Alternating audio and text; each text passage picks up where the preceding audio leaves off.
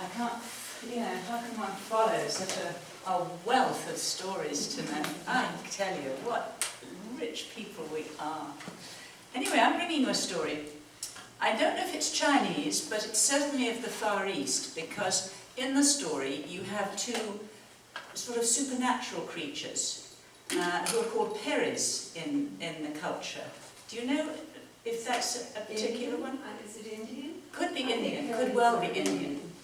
And this is a story which I fear you may have heard, but it's one I love, and it's time to tell it again. There was an old man, and he lived on the outskirts of the village. He had a simple job. He was a grass cutter, and his grass cuttings would go to the villagers for their beds, and for all the things that they needed grass cuttings for. And he did it for many, many years. And what little money he was given, which was not much, because it was a poor village, he would stow into a pot under his bed. Well, one day it was pouring rain. It was no day to cut grass or to sell grass. So he thought, I wonder how much money I've got. It's been many years since I've looked in the pot. I'll have a look. So he opened the pot and he poured and he poured and he... Goodness me, he thought, that's a lot of little coins. So he spent a very happy day counting his money, and he had a lot of money. He had very few needs, so he'd spent very little over the years, and he had quite a hefty amount of money. Now, most of his friends were simple villagers, but there was one friend who was a merchant, and this merchant would travel east and west, north and south, and he would always come back through the village and visit with the grass cutter. They'd grown up together, and they knew each other a very long time. And the visitor was coming quite soon, so he thought to himself, I wonder what I should do with the money. I don't need it, I have no family. What could I do? So he thought for a long time, and when his merchant friend arrived, he said to him, I have a plan, and I'd like you to help me. Well, of course, said the merchant, anything I can do for you, old friend. I have this money, and I would like you to find for me a beautiful bangle, a really beautiful, special, rich, just very beautiful one. And I want you to take it to the perfect young woman in the West. Can you find me some? Oh, I know exactly who that is, said the merchant. It's the young princess of the West. She is just beautiful, she's kind, she's very generous. She'd be just the person who would love a beautiful bangle. I'll find one for her, and I'll take it to her, and I'll tell her it comes from me. Oh, no, don't tell her it comes from me, said the old grass cutter. What would she think about that? No. Just say it was an admirer. So that is what happened. The merchant went to the West with all his goods. He found a most beautiful jeweled bangle, and he gave it to the princess. He sent it to her. And when she saw it, she was just thrilled. She put it on, and oh, she was so proud of it. And her father saw it and said, who gave you that, my dear? I don't know, she said. I don't know, it just came. It was a present from an admirer. He said, well, we must send him something back. What shall we send him? I know, we'll send him some horses. I have those beautiful black stallions. We'll send him some horses. So that's what happened. The merchant came back to his friend and said, look what you have, my friend, 6 beautiful horses. Me? Oh, I can't. What can I do with horses? I have no place to put horses, said the grass cutter. Well, said the merchant, I know who would like them. Who would like them? Who would like them? The Prince of the East. The Prince of the East would love some beautiful black stallions. I'm going there next week. I'll take them with me. That's a great idea, said the merchant. You do that, and I'll tell him that they come. Oh, no, don't tell him they come from me. Oh, no, just an admirer. So the horses were taken to the Prince of the East, who was overwhelmed. Wow, where did you get such horses? I've never seen such horses. I would love to have them in my stables. Of course I'll accept them. But what? I must give you something in return. You can't just... Who was it who gave? An admirer.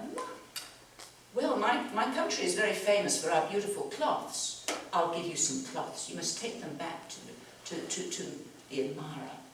So the merchant came back, and he said to his old friend, the grass cutter, well, my dear friend, you have some beautiful cloths. Look at the cloth. No,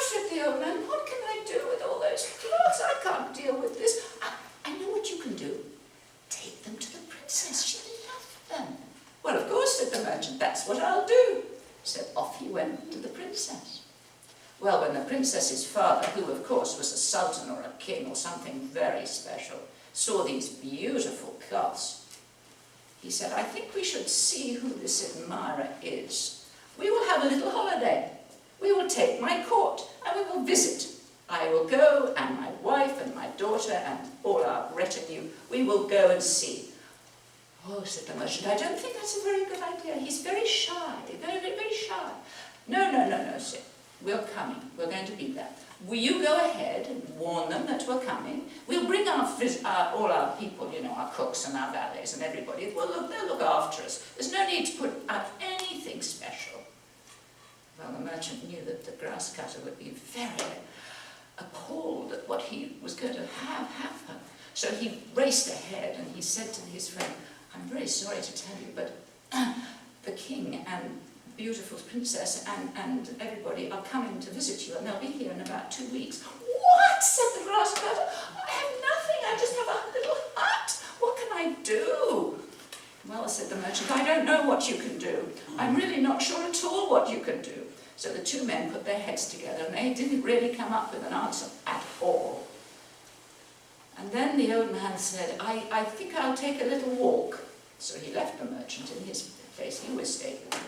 And he went out and he walked and he walked and he walked till he came to a high cliff. And he looked down and he thought, I think I must hurl myself down. I cannot cope with what I have created.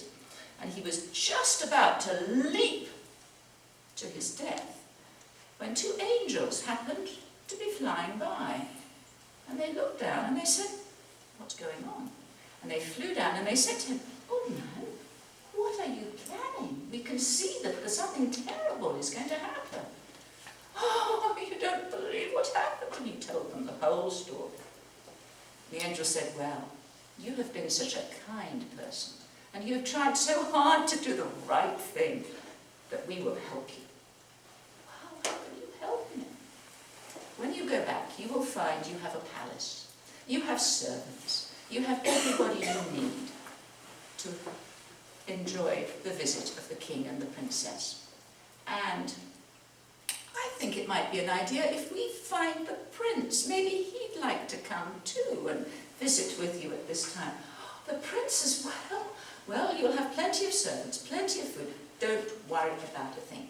And the angel flew off and did what they had to do, and the old man plodded home, very overwhelmed by what was happening. And when he got there, oh my goodness, he had a palace. And the merchant was standing outside and saying, well, old friend, I don't know what you've done, but this is pretty special. Go inside, there's clothes for you, and there's the servants, and you've got it made. Don't worry, and I can see the elephants coming in the fall. Yes, you are just about to have some guests. The old man was dressed now in beautiful robes, and he greeted them, of course, and they came and stayed. And the prince came the very next day. And of course you know what happened, as it always does in fairy tales. The prince and the princess just could not believe how special they both were to each other. And a marriage was arranged, and they all lived happily ever after because of one elderly grass cutter, who when they went home took some grass and waved and waved and waved, and when they'd gone, the palace disappeared, his little old hut came back, and he was himself